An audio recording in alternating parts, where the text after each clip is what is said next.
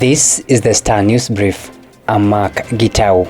MPs are seeking to block the Salaries and Remuneration Commission from determining their salaries and instead want the powers vested in an institution controlled by Parliament.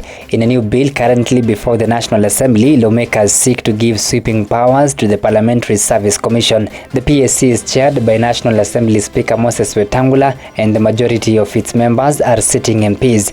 This essentially means that if the bill is enacted into law, MPs will be determining their own pay. Get a copy of The Star by subscribing to our e-paper with only 40 shillings through www.mgazeti.com. Besieged Meru Governor Kawira Mwangaza was last night on the edge as she wept in emotional submission before senators hearing her impeachment case. This even as President William Ruto's Kenya Kwanza senators appeared keen to uphold the oust of the county chief who faced 7 grave charges. While testifying in the case, Mwangaza shed tears as she put up an emotional and innocent demeanor in a bid to move the lawmakers to dismiss the case. Public Service Cabinet Secretary Moses Kuria has triggered an uproar among President William Ruto's troops in what could spell doom for his big job. Close associates of the president now want him to sack Kuria, whom they have termed rogue, illicit and toxic, and an embarrassment to the head of state and the nation. Cheruiyot and Deputy Speaker Kadhure Murungi, Ruto's closest allies in the House, led senators in demanding Kuria's sacking. Cheruiyot and Murungi are the president's ears and eyes in the Senate, and their call could signal that Kuria has lost favor in Ruto's inner circle.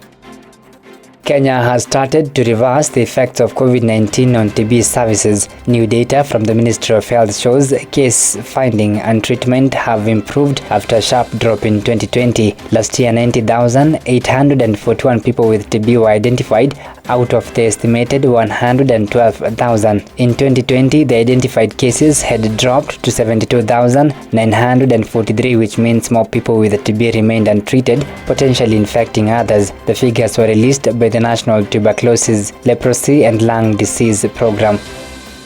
Kenya Red Cross Society on Tuesday rescued 15 children who were stuck in farms as floods wreaked havoc in Tana River County. The children, aged between 10 years, were with their parents on the farms, which has plenty of food from bananas, maize, pawpaws and mangoes. They could not move to safer grounds after flood waters surrounded their farms. It is believed they ignored the calls to move to higher grounds, probably because of the food, but still managed to save very little.